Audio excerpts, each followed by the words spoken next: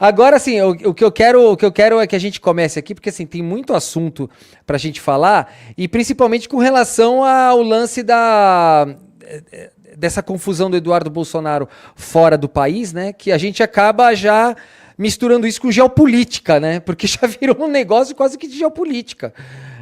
Tá uma coisa bizarra. Pela primeira vez na história a gente está vendo um deputado fora do país que aparentemente tem um certo tipo de influência nos Estados Unidos. E aí, professor, aonde isso vai chegar? Por onde a gente começa esse assunto? Olha, nós estamos presenciando o ocaso da família Bolsonaro, né? Assim, o, o amanhecer, assim, o fim dessa história que já era para ter acabado. Na verdade, não era nem para ter começado. O Brasil viveu 4 anos do seu pior momento da história, talvez a ditadura de 21 anos, ela matou, prendeu, exilou, mas você tinha ali, digamos,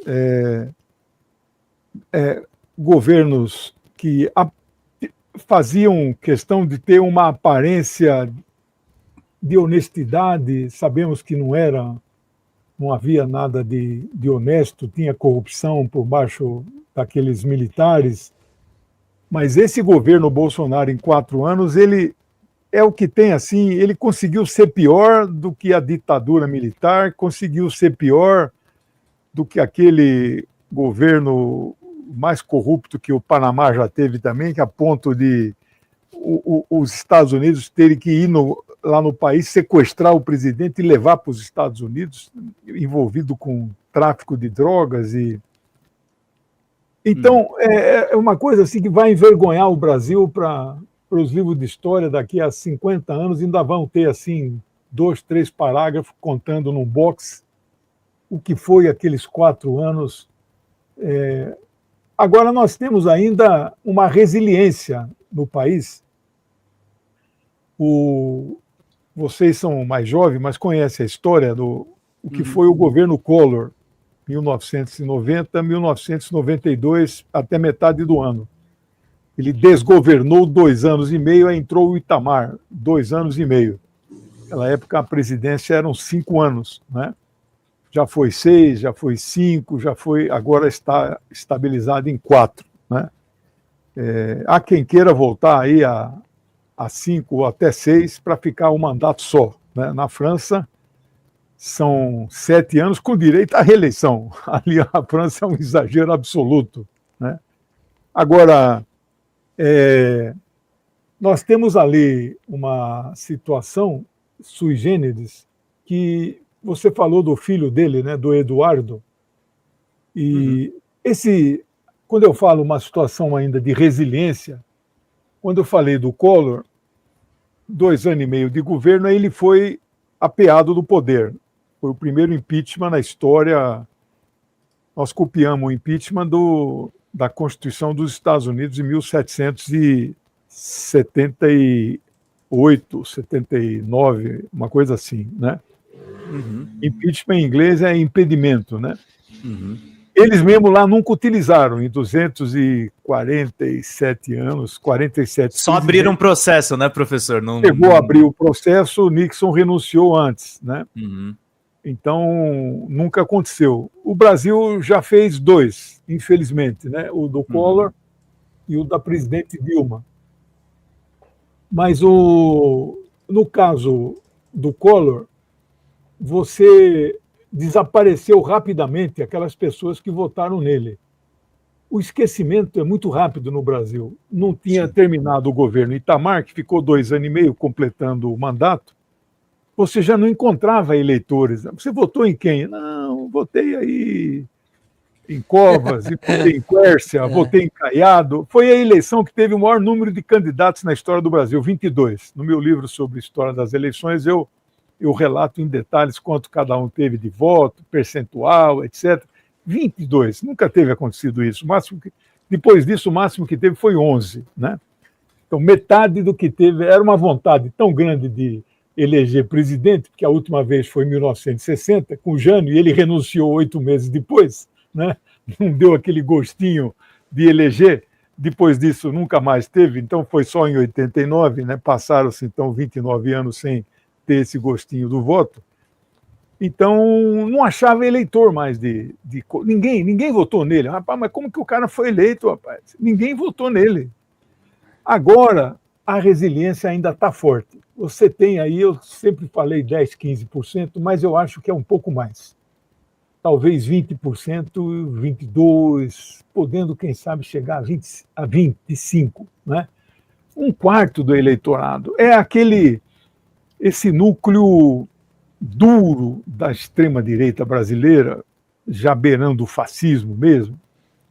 É um povo que a gente nem imaginava que existia, né? A gente não achou que o brasileiro existia, chegaria a esse ponto, né?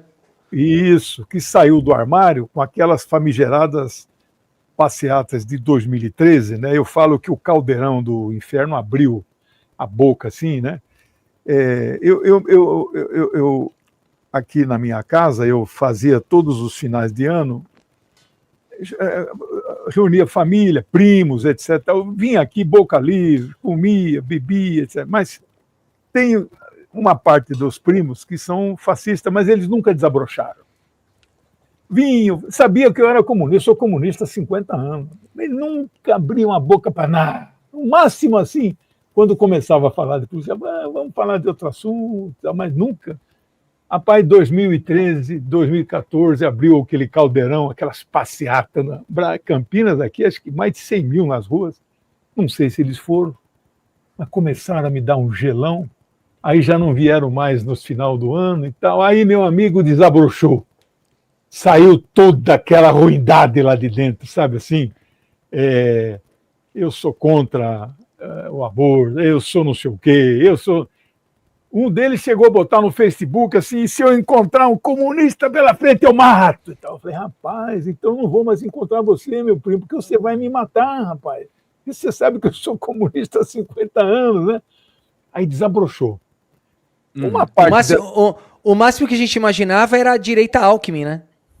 Isso, essa turma era o extrema. Era a extrema, era a direita Alckmin, né? O Alckmin era. Isso, exatamente. Né? Agora camarada Alckmin, né, Legenda? Agora, nossa, o cara tem até o topete aqui mais alto, aqui, assim, de Mao Zedong, né? Tá a cara do Mao Zedong, né?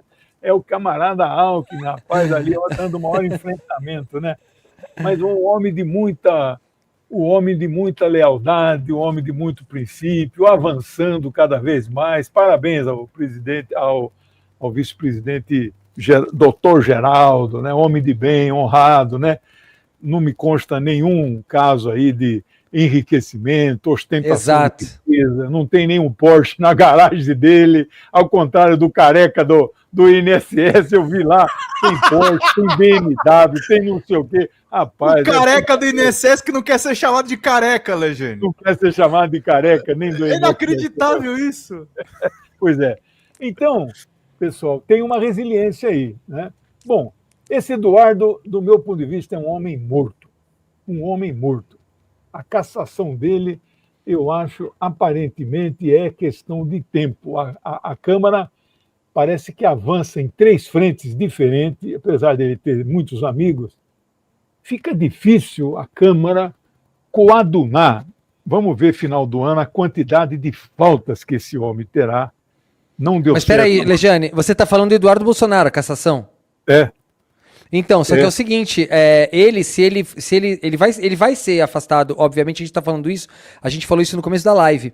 Ele será afastado, eu já expliquei até o esquema todo no começo da live aqui, quem é o relator, expliquei quem foi que indicou o relator numa lista tríplice, foi uma palhaçada, tá? E o que eles vão fazer? Provavelmente ele não vai ser cassado nem por conta de faltas, porque na verdade não é cassação, né? Na verdade ele perde o mandato. Eles vão dar provavelmente uma condenação para ele de 6 meses de suspensão, que para ele não vai fazer diferença nenhuma porque ele já está fora do país, só que ele se mantém elegível, esse que é o problema. Somente se ele for cassado que ele fica inelegível. Quando eu falo cassado, ele vai perder o mandato. Vai perder o mandato. Isso, mas ele vai voltar em 2026, ele vai estar elegível ainda.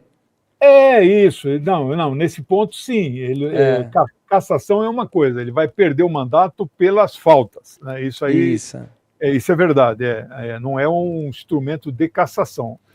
Mas tem também processos de cassação em andamento e que envolve o Supremo pela traição à pátria, pelo que ele está fazendo contra o Brasil no exterior.